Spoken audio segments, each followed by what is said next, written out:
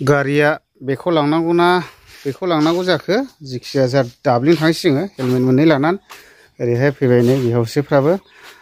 बङाइगावआवहाय सुबुरन्त नान्दिनावहाय आयुर्वेदिक मुलि होग्रानाव मुलि लायनो नागिरदों आङो ओमफ्राय मुलियाथ' जोब्बाय आंना फिटि लिभार जादोंमोन नालाय लिभाराव एसे मेजेम जादोंमोन जानायफ्रा बारा जायोना बेदर दा बे हिसाबैनो आरो ओमफ्राय नै मुलिया जोब्बायानो नैबेबो गैखाले जोब्बाय गैले नै गरनैसोल'सो दंसै ओमफ्राय नैबेबो गैले आरो माबाया मुलिया नै जोब्बाय गैलेयानो सुलदुं मुलदां गरदसे गरनैसो लोंजाबावगोन ओमफ्राय दा लायनोसै आङो नैबेलाय दङ एसे ओमफ्राय नैबे दाखालिहाय खौबो एसे दङ ओमफ्राय दा बे जोब्बाय आरो खौबो लोंदेरदों आङो ओमफ्राय दा लायनोसै आरो आङो दिनैहाय ओमफ्राय दा मोजां जाबाय जानायाथ' होमब्लाबो खेबसे लोंबावनायसै आं लायनानैहाय बेदरफ्राबो जाफिनजोब्बाय आं माने इसोरनि अननायावहाय अजायाखिसै मोजां जाबाय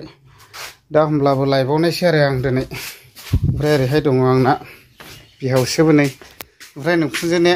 माबायदि जाखो फाइल्सआलाय मोजाङाव फैबाय अजायासै दा सानैजों थांनोसै गारिखौ नों सालायदोलै आफा जायो आं गाखोनोसैल' दिनैहाय हेलमेट मोननै लानायसै नङाला नांलाबायगोन महायदो खेबखोमागोन फाथ्थानो मोननाय नङा ज्राम नांफायना ओंखायनो जों हेलमेट मोननै लानायसै थांनायसै आरो ओमफ्राय सार आंनि मुलिया जोब्बायमोन माखा लांनो फैदों आं मुलि जोब्बायना औ दाखालि लांनाया मथा मथि मोजाङाव फैबाय देहायावथ' प्रब्लेम मोनाखिसै आं इसोरनि अननायावहाय मोजां जाबाय लोंनानैनो बेखौहाय ओमफ्राय दा मुलिया जोब्बाय नालाय ओंखायनो दा लांनो फैबावबाय आङो एसे लोंबावनोसै आं अननानै हरना होबावदो एसे नों फन खालामाखैना आं आसुरित जाबाय दे फैबायबा मोजां हो दिनै एसे भिडिअ होनांगौ रे फंबाय आं फन खालामनो नागिरदोंमोन नोंखौ खिन्थु खालामाखै फैबायबा साबसिन जाबायना আজি অলপ ভিডিঅ' এৰিব লাগিব আপুনি আহিছে যদি হে মুলিটোত মই দিম আপোনাক মানে যোৱাকালি 4-5টা ভিডিঅ' পাইছে মই তাত ভাল ভাল ভিডিঅ' পাইছে মানে মই सानै साथाम मादै बाजैफोर फैबाय ना तो मोजां मोनबाय बिराद मोजां रिजाल्ट फैबाय बे रिजाल्टखौ आं हगारगोन दे अनलाइन एसे ना गाज्रि मोनगोन मोना दे हगारनांगौ दिनै सिस्टारखौ लोगो मोनफैदों बिराद गोजोननाय मोनदों लोगो मोनफैनानैहाय सिस्टारखौथ' सिनायजोबखायो सुस्मिता सेट्रि इउटुब चेनेला बिराद गिदिर जाबाय सुस्मिता सेट्रि सिस्टारना दा 2 लाखनि बारबाय ओमफ्राय नै ओरैहाय बाबु रिहान हेल' ओमफ्राय ओरैहाय नै मादै जाहैबाय बिखुनजो जाहैबाय ने ओमफ्राय दा थाखायनो फैदों आरो सानाय सुनाय दङ नालाय ओमफ्राय नोंनिनो भिडिअ नायदोंमोन आया ओमफ्राय देखायबाय जोंखौ होमबालाय ट्राइ खालामसै होननानै फैबाय आरो फार्स्ट टाइम दिनै लोगो मोनबाय जि मोजां नांबाय लोगो मोननानै ओमफ्राय दा बर्थमान भिडिअ लाबोथ'नाय जायाखैना जायाखै दा लाबोनोसै र' लासैनो एसे ओमफ्राय बे मोजां हामबाथाय नोंनिनो क्रेडिट होनांसिगोन नोंखौ नायनानै फैबाय नालाय जागोन ओमफ्राय दा आथिखालाव माबोरै दं मोजांखा दा मोजाङैनो दं ओमफ्राय भिडिअफोरखौथ' लाबोथ'नाय जायाखै बर्थमान लाबोनोसै न'थाराबोथ' गोजानाव ओंखाया जाहैबाय खाथियावनो मेरिज जादों जाहैबाय दा गोजोनथाव खौरां आरो आंथ' जेबो हरनो हायाखै नोंखौ तथापि दे एसे अननायजों मानसिफोर हामगोन ना आरो बुंबाय मेरला मानसि हामगासिनो दं खिन्थु एरैबायदि नङा एरैबायदि बुंनाङा दे 100आव 100% मानसि हामा खिन्थु माखासेया माने हामाखै जाग्राफोरखौ मानियाखै बा खाजिफोरखौ बादा हरबाय बेखौ मानियाखै माबा माबि जाबाय बेदर सेदर आरो बिहुनि बोथोरना सोरबा जौ लोंबाय मा लोंबाय जे जिखुनु डकुमेन्टसथ' आगोलनिफ्राय दङ आंनाव ट्रेड लाइसेन्सबो जाबाय ओमफ्राय रेजिस्ट्रेसन मोनबाय बे ट्रेड लाइसेन्स दखाननि थाखाय आरो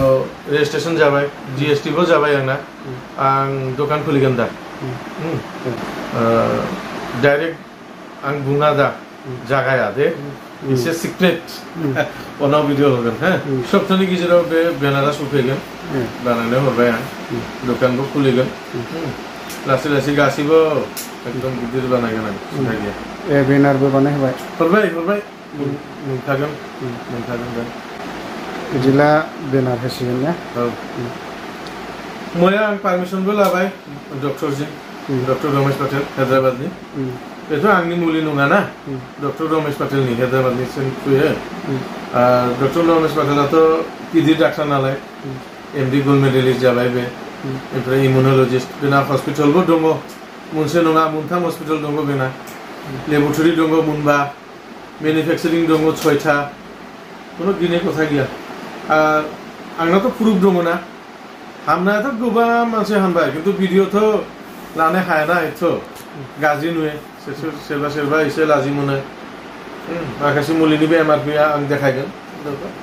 निउर'रिच डिटक्सिफाइ इम'रिच नायदो फंबाय बे जाबाय डिटक्सिफाइ 150 केपसुल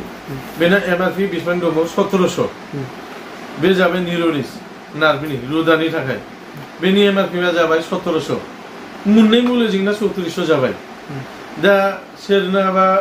किडनिबो दङ लिभारबो दङ ओमफ्राय सानाय सुनाय दङ खर' गिदिंनाय दङ मोनबा 6टा मुलि हरबाथ' 8000 9000 बिल जायोना तो 15 दिननि लायाबा बेबादि जायो एसे मास मोनसेनि लायाबा एसे बारा जायो किन्तु बेमारा 100% हामगासिनो दं पैसाजोंथ' कुनु खोथा गैया बेमारासो हामनांगौ ना मोनब्रै मोनबा बेमारनि थाखाय गोबां मोनसे मुलि लायाबाथ' एसे पैसाबो बुरजा जागोन ना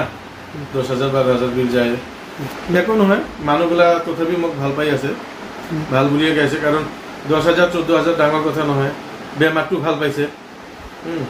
ইমান ডাঙৰ ডাঙৰ বেমাৰ ভাল পাইছে दे आं मुलिखौ लांनायसै आंनिया अबेथो नैबे बै दं माबाया दंमोन डिटक्सिफाइया दंमोन बै सिनायमोन नामाथाय सार बे मोनसेयाना औ बे माइलाय बबेयाथो साबसिन बेना डिएस हरबायना दाखालि औ डिएसआ गोथावमोन डिएस हरबाय डिएसआ गोथावलै डिएसआ गोथावसिन आं डिएसखौ लोंनायसै औ गोथावनो बै मोनसे जाना आरोना बेखौबो लांदोंमोन आं दहाय देखायनाया बेनोमोन ओमफ्राय खिन्थु बैयो लोंनोहाय थावसिन आरो नैबे बुस्थुआ नैबे डिएसआ बिराद गोथाव आंखौ लांनायसै बाजै खुलुमबाय नों आगोलाव फैबायना आंनाव खननै जाबाय फैनाया जाबाय मानो थाखाय आङो बिदिनो एलार्जिनि रिपर्ट लाना फैदोंमोन आरो ओमफ्राय गेस प्रब्लेम खननै लांना जाहैनाय जाबाय दा दाथ' एलार्जिनि प्रब्लेम मोनाखै आङो गेसआ